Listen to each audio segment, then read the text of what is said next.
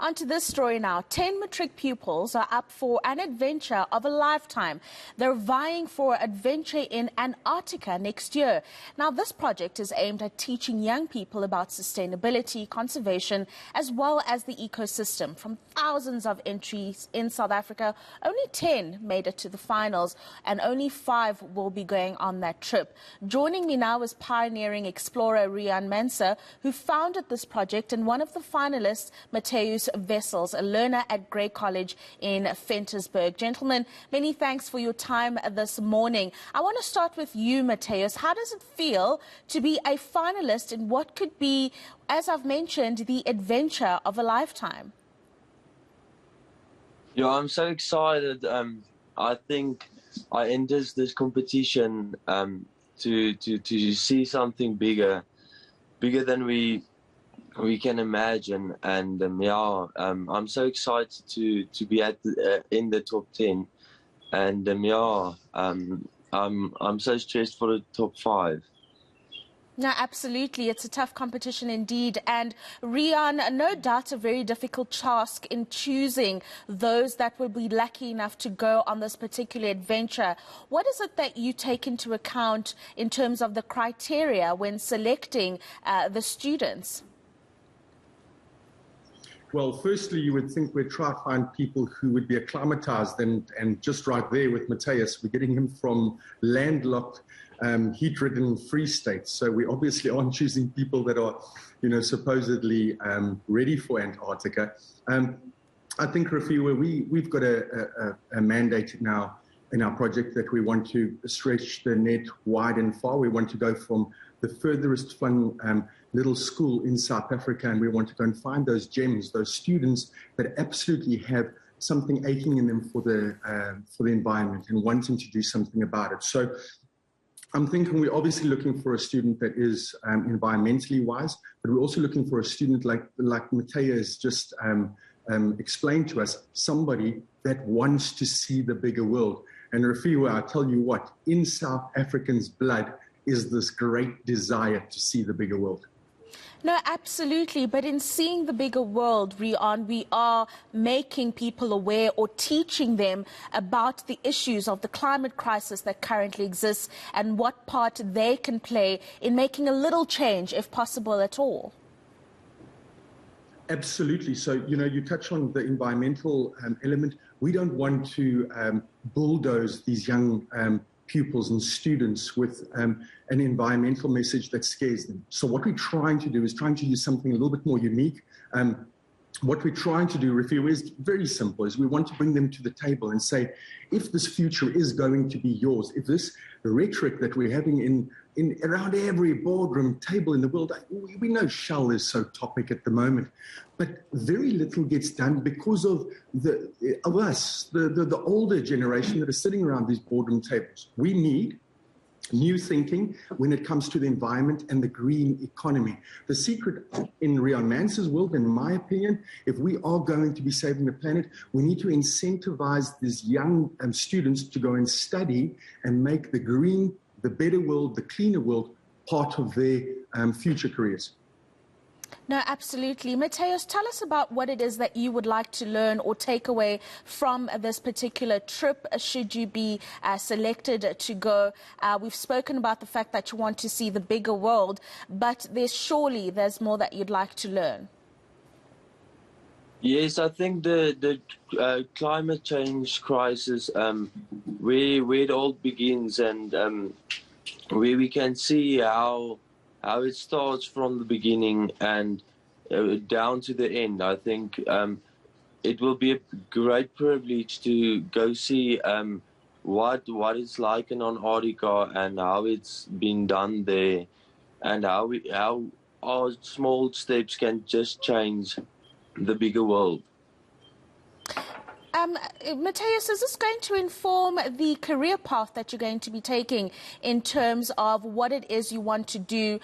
Do you think you're going to be playing a bigger role in terms of addressing climate crisis issues beyond the Antarctica trip, should you be selected to go? Yes, I think we are in the farming industry, so it will help me a lot to can make a change in the scene.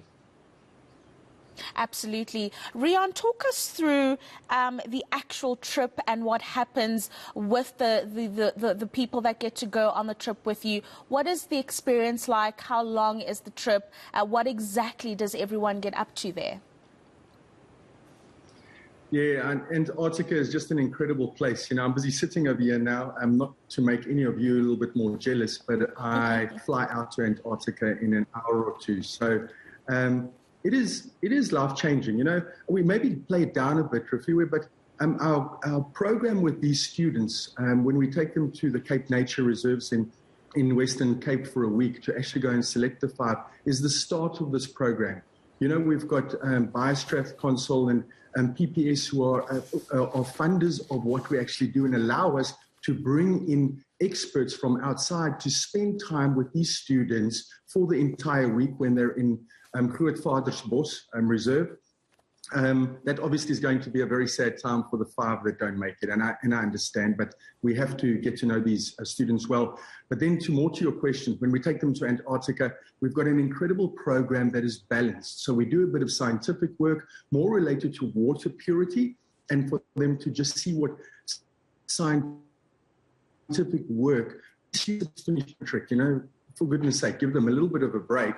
You know, they don't have to be the most alert and attentive students. So we try and make it super realistic. And then I think the highlight, and this is just, again, Riaan Manser speaking, is that we take them for a swim or 2 in 0-degree water.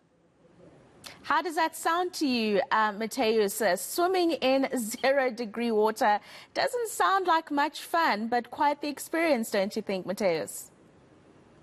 Yes, I think it's cold, but I'll do it. It sounds fun. It doesn't sound fun at all. But Riaan, onto a little bit more of a serious issue now. The stakeholder engagement that's involved in raising awareness on issues like you are doing through this program, do you think there's enough involvement from institutions like government or related stakeholders just to shine a light and to perhaps lend a hand in growing programs like your own? Yeah, listen, obviously I would come from a space of saying I wish I had more support. You know, it's a massive program that we put together. You know, the only one that actually produced this project last year and then this year again in the world. And we really, really want to make this a long-term program. So, of course, I'm going to say we have awesome governmental support through Minister Creasy and her Department of Environmental Affairs. We have such a wonderful relationship with the Basic Education Minister, Motshega, who has opened up every single high school to us. So we have that support. But, you know, if we want to really take this a notch further, you know, we have to engage a couple more corporates, possibly a little bit more governmental support. But essentially, we'd like to even do more than we're doing. We'd like to take the guys to the South Pole. We'd love to possibly take them to other places on the planet that are really under pressure, like the Amazon and Madagascar and other parts of the world. But more to your point, we think that there needs to be a conversation and a serious conversation, an honest conversation started where we ask people for action. We can't have people searching for fossil fuels and then we expect that search for fossil fuels is going to yield nothing and no damage to us in the future. We need more honest conversation to say, what are we really doing and can we really act? You know, I spend some time with these students where we lecture them and I talk to them about my history and my life. And one of the lessons that I talk, or at least one of the points that I try to bring up is if we're talking about the environment, we can't talk about us mopping up all the time because that's what we're doing, Rofhiwa, where everybody is just grabbing for a mop. And if I see Rofhiwa with a mop, I pat her on the back and I say, well done. Where actually I need to ask Rofhiwa, are you able and tall enough to reach up and close the tap? That's what we really need. It's uncomfortable to talk like that because, you know, the fossil fuel guys will not enjoy that conversation. But that is the truth. And that's where we want to take these students mentally in the most beautiful of places on the earth, Antarctica.